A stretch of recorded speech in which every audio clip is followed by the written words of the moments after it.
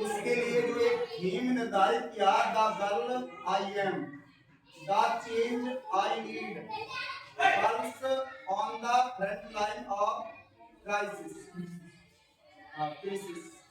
The girl, जो लड़की, I am, मैं हूं, जो लड़की मैं हूं, द चेंज, जो बदलाव, आई नीड, मैं चाहती हूँ या मैं नेतृत्व करती हूँ, आई नीड, मैं नेतृत्व करती हूँ, girls on the front line of crisis, यानी कि जो लड़कियां हैं वो जो संकट की प्रथम पंक्ति में है, फ्रंट लाइन में है, प्रथम पंक्ति में है, सबसे आगे हैं। ये वुमेन एम्पावरमेंट के लिए, महिला सशक्तिकरण के लिए पूरा विश्व प्रयासरत है। हमारा देश भी प्रयासरत है, हमारा राज्य भी प्रयासरत है इसके लिए।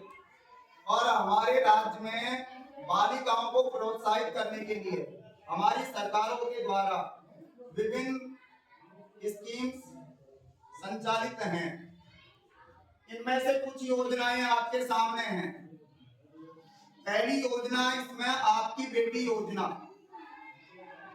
जो बालिकाएं जिनके बीपीएल में है, तो एक शर्त क्या है, बीपीएल, एक शर्त यह कि माता पिता में से दोनों या एक उनकी डेथ हो जाती है, उनके लिए ये आपकी बेटी योजना संचालित है।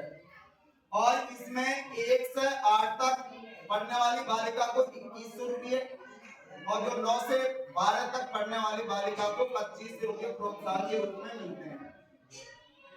दूसरी जो योजना है मुख्यमंत्री लाड़ो प्रोत्साहन योजना, पहले मुख्यमंत्री राष्ट्रीय योजना के नाम से संचालित थी। उसमें पहले 50,000 रुपये थे, फिर वो 1 लाख रुपए दिए गए और इस वर्ष इसमें 1.5 लाख रुपए कर दिए गए। कितने रुपये कर दिए गए? 1 लाख। अब ये जो योजना है ये जैसे 1 अगस्त 2024 से संचालित की गई है। उसके बाद जो भी बालिका जन्म लेगी, पहले जब प्रसव होगा हॉस्पिटल में, उसका जन्म होगा, संस्थागत प्रसव होना जरूरी है, तो उसको 2500 रुपये उस समय मिल जाएंगे। उसके बाद में जब उसका टीकाकरण होगा तब उसको 2500 रुपये की किस्त। जैसे ही वो पहली क्लास में प्रवेश लेगी 4000 रुपये की किस्त, छठी क्लास में प्रवेश लेगी 5000 रुपये की किस्त, 10वीं क्लास में प्रवेश लेगी 11,000 रुपये की किस्त, 12वीं क्लास में प्रवेश लेगी 15,000 की किस्त, और जैसे ही उसने बीए कर ली उसको 1 लाख रुपये चाहिए। 21 वर्ष की आयु उसकी पूरी हो गई और उसने स्नातक कर ली। जो आने वाली, जैसा आपके आसपास कोई भी बच्चे आपके परिवार में कहीं भी जन्म है तो वो बीए तक। अब इसके 2 उद्देश्य हो गए। एक तो जो जेंडर रेशो है उसमें डिफरेंट है, बालिकाओं की संख्या महिला अनुपात है, वो लिंगानुपात क्या है, कम है, उसको प्रोत्साहन देना सरकार का उद्देश्य है। दूसरा ये बालिकाओं की शिक्षा को प्रोत्साहित करना कि हर अभिभावक बालिकाओं को पढ़ाए, और कहाँ तक पढ़ाए, बीए तक भी, मतलब जरूरी है, आगे की एजुकेशन भी जरूरी है। ये नहीं कि उनको ये केवल 10वीं तक ही पैसे आ गए फिर बच्ची को बैठा दिया। कई अभिभावकों को हम देखते हैं ना, बच्चों को 10वीं पास कर दी, 12वीं पास कर दी, उनकी क्या है, पढ़ाई को क्या कर देते हैं, बंद कर देते हैं। तो ये बालिका शिक्षा को प्रोत्साहित करेगी। काली बाई स्कूटी योजना, आरबीएससी से, Rajasthan board of secondary education से आप 12वीं उत्तीर्ण करते हो, मिनिमम इसमें 65% है और सीबीएसई से 75% है। अब वो अलग है कि इसमें कुछ निश्चित कर देती है गवर्नमेंट संख्या कि भाई इतनी बालिकाओं को अब की बार स्कूटी प्रदान करेंगे। उनमें जो भी आ जाता है ऊपर, जिनके मार्क्स होते हैं, जो टॉप बालिकाएं होती हैं 12वीं के पास में, वो बीए में एडमिशन लेती हैं, उनको एक 40,000 रुपए की एक मुफ्त राशि उनको स्कूटी के लिए प्रदान की जाती है। तो इसमें थोड़ा बदलाव कर दिया जाता है। गार्गी पुरस्कार योजना से आप सब परिचित हो।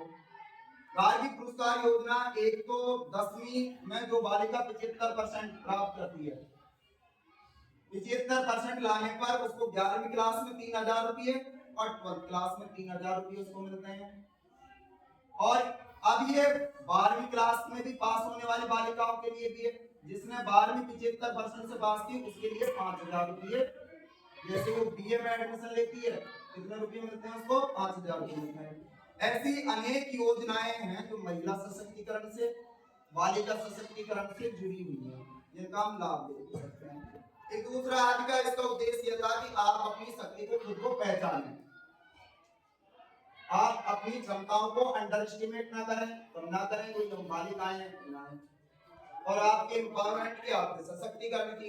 इसलिए आज का उद्देश्य ये रखा गया था कि विद्यालय का संचालन आपके द्वारा किया जाए। उसमें कैसे विद्यालय चलाया जाता है, संचालित है, ये भी आपको अवसर दिया गया। आपसे कक्षाएं पढ़वाई गई, किसी से आप में से एक बालिका ने ये रोल भी निभाया कि किसी को क्लास में भेजना या व्यवस्था करनी।